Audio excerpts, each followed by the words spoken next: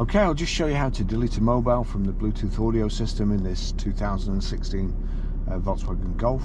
So any screen there, if you've got phone, setup at the bottom, you click phone, so set up these two cogs, press on that, select telephone or Bluetooth. We'll go to Bluetooth.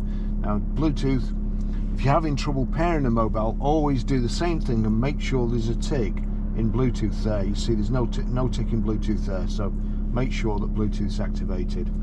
However, we want to delete a phone, so down to paired devices, which is here, click on paired devices, Barry's iPhone 12 Pro, and there's a bin there. Do you really want to delete? Actually, I'll just show you something else as well, so cancel that.